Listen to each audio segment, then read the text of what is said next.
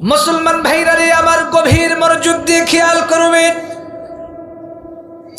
কিতাবের মধ্যে মুহাদ্দিসিনে কিরামগণ সুন্দর করে লেখে, কিয়ামত সংঘটিত হওয়ার আগে এই দুনিয়ার ভিতরে বন্ধুগণ আমার ৭২টি আলামত ঘটবে। কয়টি আলামত বলেন?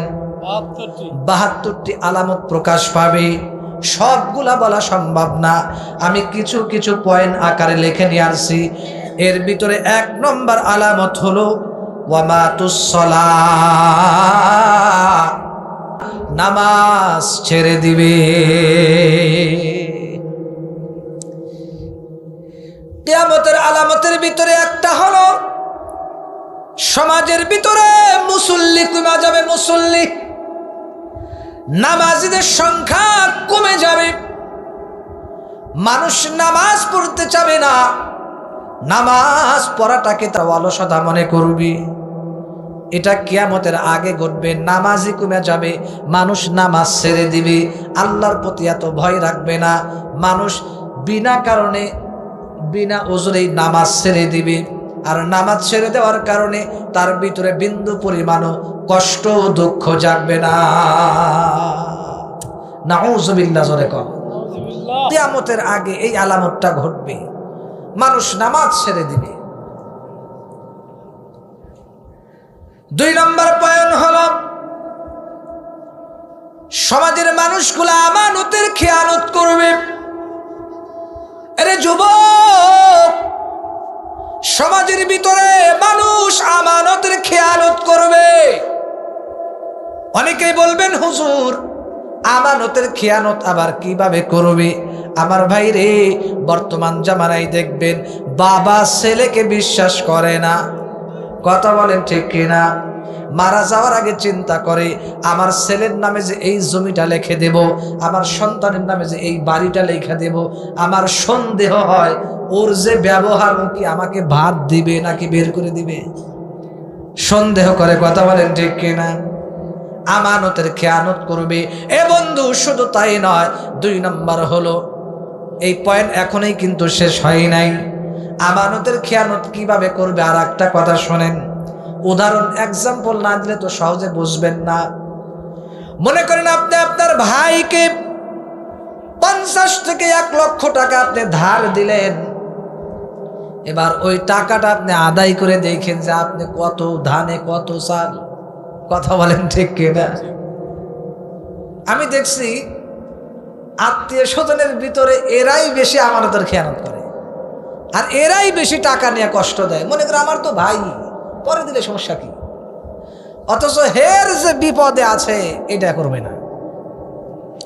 বহু মানুষ নামাজ পড়ে মসজিদে গিয়া, আপনারা কষ্ট নিয়েন না, সাদা জুব্বা পরে, সব ঠিক আছে, সামনের কাতারে নামাজ পড়ে, কিন্তু লেনদেন খারাপ। আমি মনে হয় বেশি বললাম। কথা বলেন ঠিক কিনা? লেনদেন ভালো না, এটা কিন্তু ভাই খুব খারাপ জিনিস। কারণ যে বিচারা লেনদেনে আবদ্ধ যারা হয়েছে তারাই বুঝতেছে লেনদেন কি জিনিস। টাকা জিনিসটা খুবই খারাপ, সম্পর্ক ভালো থাকে আবার নষ্ট করে, ঠিক কিনা? এ বন্ধু খেয়াল করবেন। সেজন্য আল্লাহর নবী বলেন কিয়ামতের আগে আমানতের খেয়ানত করবে, মানুষ আমানতের খেয়ানত করবে। এটা গেল ২ নম্বর।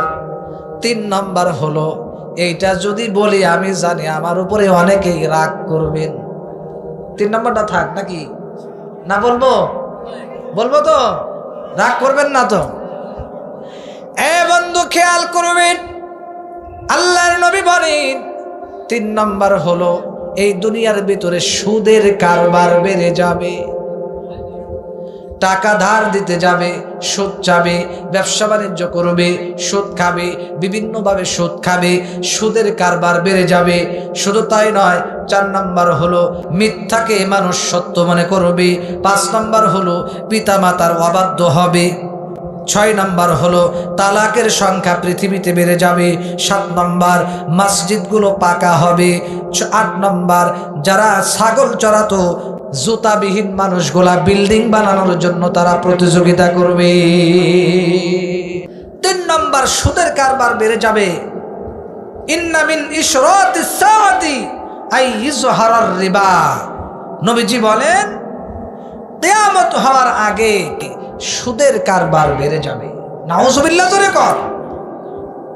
আমার বন্ধুগণ, কসম খুদার, কসম করে বলছি আল্লাহর, ওয়াল্লাহি তাল্লাহি, আল্লাহর কসম করে বলছে, কাউকে কষ্ট দেওয়ার জন্য আমি আজকে আপনাদের এই মাহফিলে আসিনি। আমি আপনাদেরকে সঠিক কথাগুলা কোরআন হাদিস থেকে বোঝানোর জন্য আসছি। শোনো, আপনারা আমার কথা আগেই কেউ মনে কিছু নেবেন না। আগে প্রত্যেকটার ব্যাখ্যা দেব, শেষ পর্যন্ত পয়েন্টগুলা শোনেন, এরপর যদি কারো প্রশ্ন থাকে তখন করবেন, বলেন ইনশাআল্লাহ। হ্যাঁ, মনোযোগ দিয়ে শুনবেন। এ বন্ধু, আল্লাহর নবী বলেন সমাজের ভিতরে সুদের কারবার বেড়ে যাবে। এ বন্ধু, আপনাদেরকে না বললে তো আপনারা শিখবেন না, বুঝবেন না। আজকে সুদটাকে আমরা সহজ মনে করছি, এটা কিছুই না, না না। অথচ আল্লাহর হাবিব বলেন সুদ এমন একটা গুনাহ, ৭২টা গুনাহ আছে সুদের। যারা সুদ খাবে তাদের ৭২টি গুনাহ আছে, পাপ আছে। এর ভিতরে সবচাইতে নিম্নমানের গুনাহ হলো আপন মায়ের সাথে ব্যভিচার করা।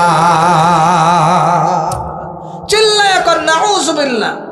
এ বন্ধু, যারা সুদ খাবে, সুদের কারবার, যারা ১ টাকা সুদ খাবে, ৩৬ বার মায়ের সাথে জিনা করার গুনাহ। আরো জোরে বলেন নাউজুবিল্লাহ। সেই জন্য বন্ধুগণ, আমাদের সুদের কারবার করা যাবে না। শুধু তাই নয়, সূরা আলে ইমরানের ১৩০ নম্বর আয়াতে আল্লাহ পাক আমাদেরকে জানিয়ে দেয়, ইয়া আইয়ুহাল্লাযীনা আমানু লা তাকুলুর রিবা আদআফাম মুদাআফা। জোরে কোন আল্লাহু আকবার। আল্লাহ পাক বলেন, ইয়া আইয়ুহাল্লাযীনা আমানু লা তাকুলুর রিবা, এ ঈমানদারেরা, লা তাকুলুর রিবা, তোমরা সুদ ছেড়ে দাও। সূরা আলে ইমরানের ১৩০ নম্বর আয়াত আল্লাহ বলে, তোমরা সুদ ছেড়ে দাও। লা তাকুলুর রিবা আদআফাম মুদাআফা, কলা কৌশলে যে তোমরা সুদ খাও। বহু মানুষ দেখবেন, আপনি যখন সুদের কথা বলবেন, ভাই সুদ খায়েন না, দেখবেন আপনাকে অনেক বুঝাবে। এইভাবে করলে সমস্যা নাই, খাওয়া যাবে। কথা বলেন ঠিক কিনা? আমার বন্ধুরে, আমার আল্লাহ এই জন্য বলতেছে আদআফাম মুদাআফা, চক্রবর্তী হইয়া, অর্থাৎ বিভিন্ন কলা কৌশলে যতই কৌশল হোক না কেন, তোমরা সব কৌশল বাদ দিয়া সুদের কারবার ছেড়ে দাও। আল্লাহ বলেন ফাইল্লাম তাফআলু, যদি তোমরা সুদ না ছাড়ো, আল্লাহ বলতেছেন তোমরা যদি সুদ না ছাড়ো, ফাযানু বিহারবিম মিনাল্লাহি ওয়া রাসূলিহি, আল্লাহ বলেন তাহলে তোমরা আল্লাহ এবং রাসূলের পক্ষ থেকে তোমার বিপক্ষে যুদ্ধের ঘোষণা শোনে না। ফাইল্লাম তাফআলু, যদি সুদ না ছাড়ো, ছেড়ে দিতে বললাম, এটাই তোমাদের মঙ্গল হবে। ফাইল্লাম তাফআলু, যদি না ছাড়ো, ফাযানু বিহারবিম মিনাল্লাহি ওয়া রাসূলিহি, তাহলে আল্লাহ এবং তার রাসূলের পক্ষ থেকে তোমার বিরুদ্ধে যুদ্ধ হবে, এটা তুমি শুনে রাখো। জোরে কর নাউজুবিল্লাহ। এবার বলেন তো দেখি, আল্লাহ এবং তার রাসূলের সঙ্গে যুদ্ধ করার কারো ক্ষমতা আছে? না না, আল্লাহ এবং তার রাসূলের সঙ্গে কারো যুদ্ধ করার ক্ষমতা নাই। এই জন্য বন্ধুগণ আমার, কোরআনে আরেক আয়াতের মধ্যে আমার আল্লাহ বলেন, ওয়া আহাল্লাল্লাহুল বাইআ ওয়া হাররামার রিবা, আমার আল্লাহ বলেন আমি আল্লাহ ব্যবসাকে হালাল করেছি, ওয়া হাররামার রিবা, এবং সুদকে আমি হারাম করেছি। আপনি যত কৌশলে সুদ খান না কেন, হাদিস শরীফের মধ্যে আল্লাহর নবী বলেন, হারাম খাবার দ্বারা লালিত পালিত শরীরটা গুজিয়া বিল হারাম, কিয়ামতের ময়দানে জাহান্নামে জ্বলবে। হারাম খাবারের দ্বারা যে শরীরে গোস্ত হবে, ওইটা কিয়ামতের দিন জাহান্নামের আগুনে জ্বলবে। এবার বলেন তো দেখি ভাইজান, আমি যে আলামতগুলা বলতাছি, বর্তমানে কিছু শুরু হয়ে, অলরেডি শুরু হয়ে গেছে কিনা? বলে শুরু হয়ে গেছে কিনা? যদি আল্লাহর নবী বলছে এই আলামতগুলা যদি প্রকাশ পায়, তাহলে তোমরা বুঝবা কিয়ামত আর বেশি দূরে নাই। এ বন্ধু খেয়াল করেন, আমি আপনাদেরকে বলতে চাই, আল্লাহর নবী বলেন 1 টাকা যদি সুদ খায় তাহলে 36 বার মায়ের সাথে জিনার গুনাহ। এবার বলেন তো দেখি, মানুষ কি 1 টাকা সুদ খায় নাকি? 100 টাকা, 100 কিন্তু খায় না, হাজার হাজার খায়। তাহলে 100 দিয়া গুণ দেন কত হয়? 1 টাকায় যদি 36 বার গুনাহ হয়, 100 দিয়া গুণ দেন কত হয়? 200 দিয়ে গুণ দেন, 1000 দিয়ে গুণ দেন, 10,000, 1 লক্ষ দিয়ে গুণ দেন, কত লাখ লাখ হয় চিন্তা করুন। তাহলে কতবার জিনার গুনাহ।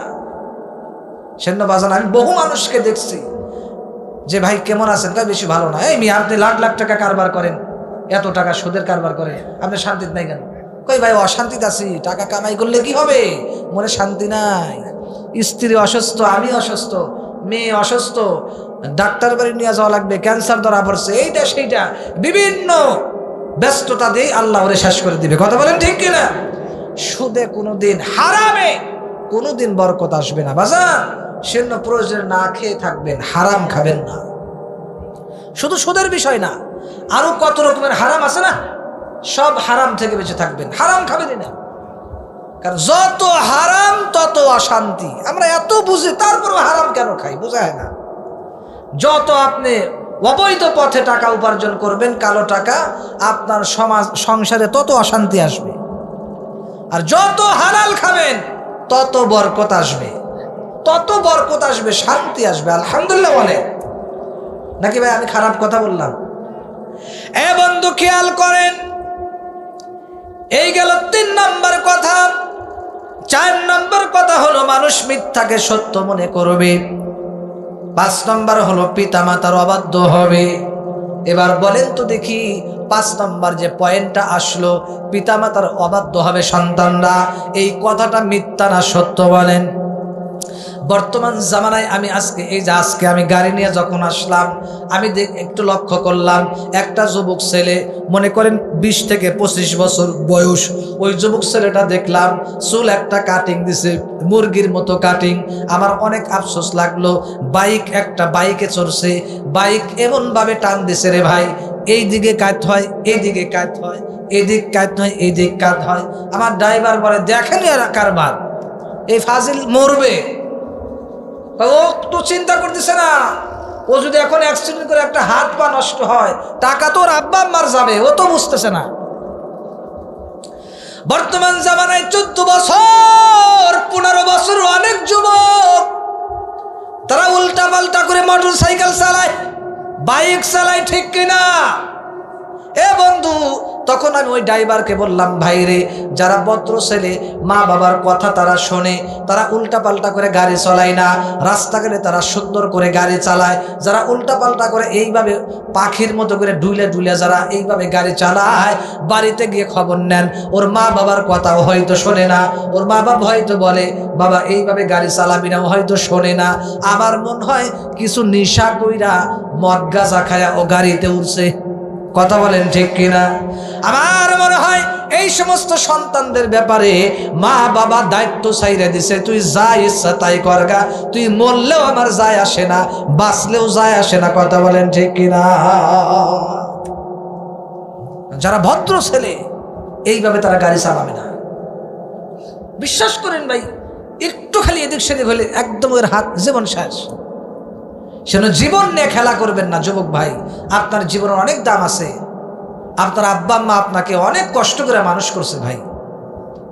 একটা সন্তান বড় করতে, মানুষ করতে অনেক কষ্ট, অনেক কষ্ট। আপনি এখন হাত পায়ে বড় হইয়া, এখন আপনি দিনে দিনে বড় হবেন, চাকরি করবেন, এই মুহূর্তে আপনি যদি রিস্ক নিয়ে গাড়ি চালায় অ্যাক্সিডেন্ট করেন, বিপদে তো আপনি পড়বেন না, আপনার আব্বা মা পড়বে। আপনাকে এত কষ্ট করে মানুষ করে সেগুলো করার জন্য। বলেন, আমার যুবক ভাইরা মনে হয় আমার উপর রাগ হয়ে যাচ্ছে। রাগ হচ্ছেন ভাই? কি আমি কি সঠিক কথাগুলো বলতেছি কিনা বলেন? সেজন্য যুবক ভাই, রিস্ক নিবা না জীবনে, গাড়ি আস্তে আস্তে চালাইবে। তুমি 2 মিনিট পরে গেলে সমস্যাটা কি? এত তাড়াহুড়া কিসের? যদি অ্যাক্সিডেন্ট হয়ে যাও, অ্যাক্সিডেন্ট হয়ে গেলে তাহলে কি উপায় হবে তোমার? সেজন্য বন্ধুগণ, বর্তমান জামানায় বহু সন্তান আছে পিতা মাতার কথা শোনে না। কথা বলেন ঠিক কিনা? বাবা বলে, বাবারে তুমি ওই কাজে যাও না, হারাম কাজে যাও না, মোবাইল এত চালায়ও না, ঠিক মতো গোসল করো, ঠিক মতো খাওয়া দাওয়া করো। মা ডাক দিয়া বলে, বেটারে সময় তো হয়ে গেছে, তাড়াতাড়ি খাবার খাও, 2টা বাজে গেছে, দুপুরের খানা খাও। রাত্রে যখন 10টা বাজে যায়, ডাক দেয়া বলে, বাজান রে তাড়াতাড়ি খানা খায় বিছানায় শুয়ে পড়ো। কিছু সন্তান আছে ডাক দেয়া বলে, তোমার কথা মতো আমার শোয়া লাগবে। এই যুবক, না না, তোমার আমার মা ছোটবেলায় কত কষ্ট করে মানুষ করছে, এইভাবে কিন্তু জারি শোনার জন্য না, তোমার চোখ গরম দেখার জন্য না, তোমার বেয়াদবি আচরণ দেখার জন্য না। আব্বা আম্মা কিন্তু অনেক কষ্ট করে ছোটবেলা তোমার আমারে মানুষ করছে, সেই জন্য মা বাবার অবাধ্য হইবা না। বহু যুবক এমন আছে মা বাবার গায়ে হাত তোলে ডাইরেক্ট। চা করম, চা কই রম, চা নিয়ে এসেন। এ বন্ধুরি, বহু যুবক আছে সরাসরি মা বাবার গায়ে হাত তোলে, নাউজুবিল্লাহ জোরে কর। এমনকি গত কয়েকদিন আগে আমি শুনলাম ডাক দে বলতে, হুজুর আমার সন্তানটা আমার কাছে নেশা করার টাকার জন্য আমাকে মারে। নাউজুবিল্লাহ কইবেন না আপনারা? ঘুম ধরছে নাকি ভাই? কষ্ট হইতেছে? চলবো তো ইনশাআল্লাহ। অনেক সুন্দর সুন্দর কথা আজকে আপনাদেরকে ইনশাআল্লাহ উপহার দেওয়ার চেষ্টা করবো, ঘুমায়েন না। ওই মা ডাক দিয়ে বলতেছে, হুজুর আমার সন্তান আমাকে মারে। কই কেন? কয় নেশার টাকা না দেওয়ার কারণে। আরে কয় যদি বলি, কয় 2000 টাকা দাও। কয় কি করবি? কয় নেশা করব। কয় তুই নেশা করতে হবে না, এত টাকা কিভাবে দিই? আপনারাই বলেন, আপনারা দিবেন? ও নেশা করার জন্য টাকা নিবে, আপনি দিবেন? আপনার ঘাম ঝরানো টাকা আপনি নেশা করালে দিবেন? রাজি হবেন না।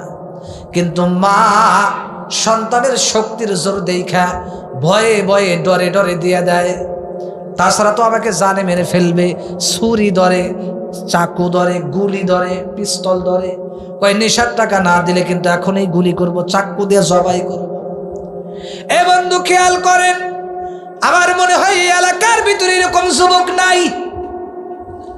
তবে একটা কথা বলে যাব, যুবকরা রে, তোমাদেরকে হাতে পায়ে ধরে বলে যাব, মা বাবার সাথে কোনোদিন বেয়াদবি কইরো না। যদি বেয়াদবি করো তাহলে কিন্তু তোমার এলাকার ভিতরে কিয়ামত আরম্ভ হয়ে যাবে। আপনারা বলবেন, হুজুর কিয়ামত হলে কি হবে? কিয়ামত হলে কিন্তু এলাকা ভূমিকম্প হইয়া একদম মাটির সাথে আল্লাহ মিশায়া দিবে। সেজন্য এমন কাজ কইরেন না যেই কাজের কারণে সমাজে আযাব আসে, গজব আসে, ঠিক কি না? মাঝে মাঝে দেখবেন সমাজে আযাব আসে, গজব আসে। কেন? হাদিসে আছে, একজন পাপিষ্ট ব্যক্তির জন্য, একজন পাপিষ্ট ব্যক্তির জন্য পুরা সমাজবাসী পাপ ভোগ করে, শাস্তি ভোগ করে। আর একজন নেককার বান্দার জন্য সমাজবাসী আরাম ভোগ করে। সেজন্য এমন কাজ কইরেন না যে আপনার কারণে সমাজের মানুষ অশান্তিতে থাকুক, গজব আসুক। কথা বলেন, ঠিক কিনা? বর্তমান জামানায় বহু সন্তান মা বাবার কথা শোনে না। সন্তানকে দিয়ে আসছে কোথায়? মা বাপকে দিয়ে আসছে বৃদ্ধাশ্রমে। কোথায় দিয়ে আসছে? বৃদ্ধাশ্রমে দিয়ে আসছে। জোরে কর নাউজুবিল্লাহ। সেজন্য বন্ধুগণ আপনাদেরকে বলবো, সারা দুনিয়ার ভিতরে কিন্তু কেউ রেকর্ড দেখাইতে পারবেন না কোন মাদ্রাসার হাফেজ আলেম মা বাবাকে বৃদ্ধাশ্রমে রাইখা আসছে, কেউ বলতে পারবেন? কথা কয় না। একজনও কিন্তু বলতে পারবেন না একজন হাফেজ আলেম পিতা মাতাকে বৃদ্ধাশ্রমে রাইখা আসছে। না না, হাফেজ আলেম কোনোদিন পিতা মাতাকে বৃদ্ধাশ্রমে রাইখা আসে না। কারণ হাফেজ আলেম কিন্তু পড়াশোনা করেই হলো মা বাবার সম্মান নিয়া, মা বাপকে কিভাবে সম্মান করা লাগবে, মা বাবার খেদমত কিভাবে করতে হবে। মা বাবার পায়ের নিচেই হলো বেহেশত। আল জান্নাতু তাহতা আকদামিল উম্মাহার। আল্লাহর নবী বলেন, মায়ের পদতলে সন্তানের বেহেশত। সুবহানাল্লাহ। মা বাপ খুশি, আল্লাহ খুশি। মা বাপ নারাজ, আল্লাহ নারাজ। জোরে কর নাউজুবিল্লাহ। এ বন্ধু খেয়াল করবেন, সেজন্য যারা আমরা সন্তান আছি, আমরা পিতা মাতার সাথে ভালো ব্যবহার করব। তবে কিন্তু কিছু মা বাবা আছে সন্তানকে কুশিক্ষা দেয়। কথা বলেন না কেন? এই এলাকায় নাই, ঢাকা শহরে আছে, সন্তানকে গান শিক্ষা দেয়। গান শিক্ষা দেওয়ার জন্য কি করে জানেন? টিচার রাখে, মাসে 10,000 50,000 টাকা দিয়ে সন্তানকে গান শিখায়। তে তোমার সন্তান তোমার বৃদ্ধাশ্রমে রাইখা শোনা কার সন্তান রাখবে? কথা বলেন ঠিক কিনা? সন্তানকে গান শিখায়ও না, সন্তানকে কোরআন হাদিস শিখাও, ইলম শিখাও, দিন শিখাও।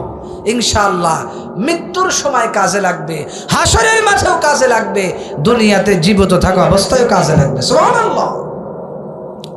পানি আছে না? পানি দেন। চা তো এখন আইলো না, পানি দেন, একটু পানি দেন। এ বন্ধু খেয়াল করবেন, এই গেল 5 নাম্বার।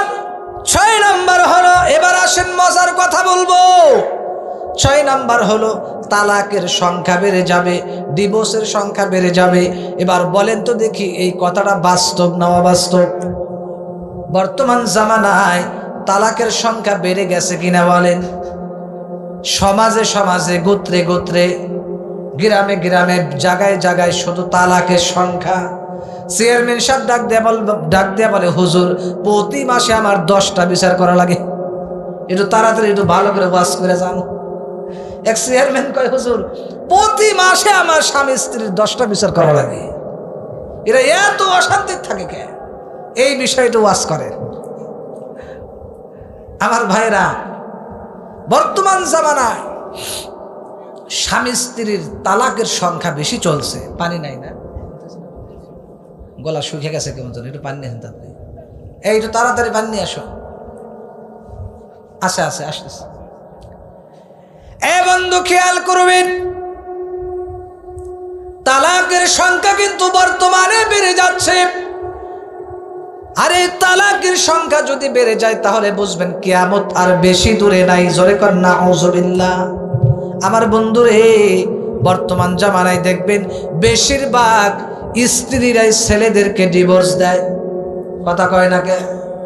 ছেলেরা তালাক একটু কম দেয়, স্ত্রীরাই বেশি তালাক দেয়, ডিভোর্স বেশি ডিভোর্স দেয়। এবার বলেন তো দেখি, স্ত্রীরা যদি কিয়ামত পর্যন্ত তালাক দেয়, তালাক হবে? তালাক হবে? জীবনেও তালাক হবে না। মাসআলা ভালো করে শোনেন। মহিলারা মনে করে কি, মহিলারা মনে করে আমি যা ইচ্ছা তাই করব, তালাক দিয়ে থুয়ে আমি ডিভোর্স দিয়ে আমি চলে যাব, হয়ে গেল তালাক, আর একজনের লগে বিয়ে বসে আমি সংসার করব। জীবনেও হবে না। বর্তমান অনেক মহিলা স্বামীকে ডিভোর্স দিয়ে, অথচ তালাক কিন্তু এখন হয় নাই, স্বামী ডিভোর্স দিয়ে উনি আর একজনের সাথে বিয়া বসে উনি সংসার করতেছে, আর মনে করতেছে আমি হালাল ভাবে সংসার করতেছে। অথচ যতদিন ওই স্বামীর সাথে সংসার করবে সব জিনা হবে, জিনা হবে, যত সন্তান হবে সব অবৈধ সন্তান হবে। চিল্লায় কর নাউযুবিল্লাহ। লা ইলাহা ইল্লাল্লাহ, লা ইলাহা।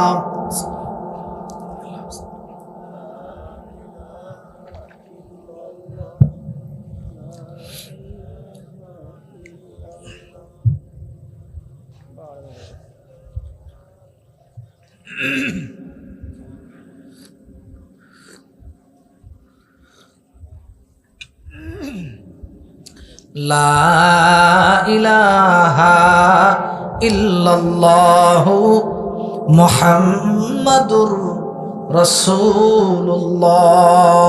এ বন্ধুরে, একটু গভীর মনোযোগ দিয়ে খেয়াল করেন।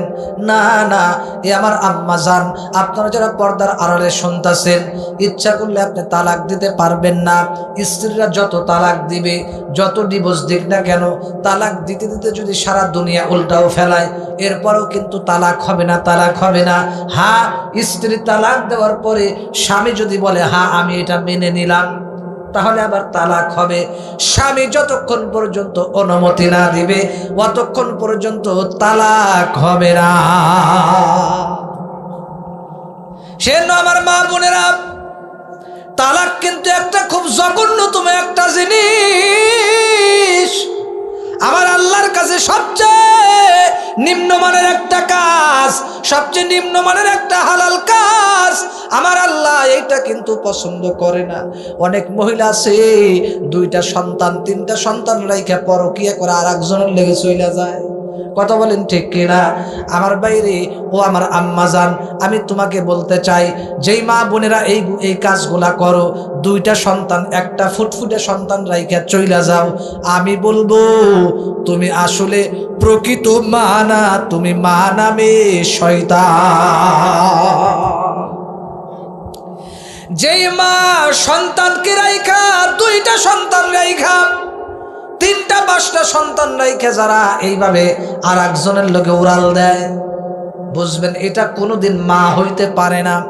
কারণ পৃথিবীর কোনো প্রকৃত মা এইরকম কাজ কোনোদিন ভুলেও করতে পারে না। কথা বলেন আমার বাজানরা ঠিক কিনা? আমার কলিজারা ফাইটা যায় ভাইরে। ঢাকা যেহেতু থাকি, এই গ্রামে একটু কম, ঢাকাতে একটু বেশি। অনেক মহিলারা আছে স্বামীকে চাইরা, সন্তান চাইরা আর একজনের লোকে বিয়া বসে। এ মা, গভীর মনোযোগ দিয়ে শুনে রাখো, তোমার স্বামী যতক্ষণ পর্যন্ত তোমাকে তালাক না দিবে, যতক্ষণ পর্যন্ত তোমার স্বামী তোমাকে সামর্থ্য না দিবে, অনুমতি না দিবে, ততক্ষণ পর্যন্ত তুমি আর একজনের লোকে বিবাহ বসতে পারবা না। এই গেল তালাকের 6 নম্বর কারণ। 7 নম্বর কারণ হলো, আল্লাহর নবী বলেন মসজিদগুলো পাকা হবে, টাইলস হবে, চাকচিক্য হবে, মসজিদ হবে পাকা, আর মুসল্লিদের দিল হবে শক্ত। মসজিদও শক্ত, পাথরের মসজিদ, দিলও পাথর।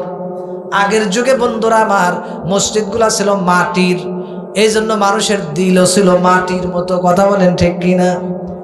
বর্তমান জামানায় আল্লাহর নবী বলে মসজিদগুলা চাকচিক্য হবে, মসজিদগুলা পাকাপুক্ত হবে, টাইলসগুলা হবে, চাকচিক্য হবে, এসি হবে, কিন্তু আলেমদের সম্মান থাকবে না। মসজিদ অনেক বড় হবে, চাকচিক্য হবে, কিন্তু মুসল্লি পাওয়া যাবে না। অনেকেই মনে মনে বলতেছে, হুজুর মুসল্লি পাওয়া যায় না মানে? জুমার দিন মসজিদে জায়গা হয় না, যে কিলাকিলি লাগে। কিছু মুসল্লি আছে যায় সবার পরে, আসে সবার আগে। কথা বলেন ঠিক কিনা? এরকম মুসল্লি কারা কারা আছেন? হাত তোলেন তো দেখি। সবার আগে পরে যায়, আসেন সবার পরে, আসে সবার আগে। যখন মসজিদে যায় স্ত্রীকে ডাক দিয়ে বলে, এই আমার টুপি কই, তাড়াতাড়ি টুপি দাও। তাড়াহুড়া করে যায়, মসজিদে গিয়ে যায়, দেখে টুপি উল্টা করে মাথায় দিছে, উল্টা করে। এখন তাড়াহুড়া করে গেছে, আবার নামাজ শেষ করে সালাম ফিরাইতে দেরি, মুসল্লিদেরকে 2টা জারা দিয়া দৌড় দিয়ে আসতে দেরি করে না, এমন জোরে দৌড় দিছে, এমন ধৈর্যশীল। বাড়িতে আইসা দেখে 2 পায়ে 2 জনের জুতা। নাউজুবিল্লাহ। এমন ধৈর্যশীল, এমন জোরে দৌড় দিছে, ইমাম সাহেব সালাম ফেরবার সুন্নত তো বলে নাই, এমন জোরে দৌড় দিছে, বাড়িতে এসে দেখে 2 পায়ে 2 জনের 2 জুতা। নাউজুবিল্লাহ। এরকম হয় কি হয় না? আর স্ত্রীকে পরের জমায় কলে, আমার টুপি কই, টুপি খুঁজে পায় না। এটা খুব টাটকা ধৈর্যশীল মুসল্লি নাকি? না, এরকম হওয়া যাবে না। জুমার দিনই হয়। আমার এই কথার যুক্তির যদি মিল না হয়, আপনি ফজরের নামাজে মসজিদে যায় দেখেন, যেগুলাই দেখবেন মসজিদে জুমার দিন জায়গা হয় না, ফজরের নামাজে যায় দেখেন মুসল্লি এক কাতারও ঠিক মতো হয় না। কথা বলেন ঠিক কিনা? আপনাদের এখানে হয়তো মসজিদ ভইরা যায়, আমি ঢাকার কথা বলতেছি। এ বন্ধু খেয়াল করেন, আল্লাহর নবী বলেন সমাজের ভিতরে মসজিদকে চাকচিক্য বানানোর জন্য, মসজিদকে সুন্দর করার জন্য প্রতিযোগিতা চলবে। অমুক মসজিদ এত সুন্দর, আবার আমাদের মসজিদও সুন্দর করতে হবে।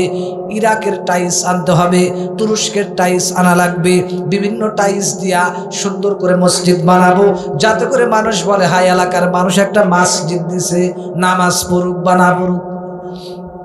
নামাজ পড়ুক বা না পড়ুক, বলেন আল্লাহ এটা পছন্দ করবে?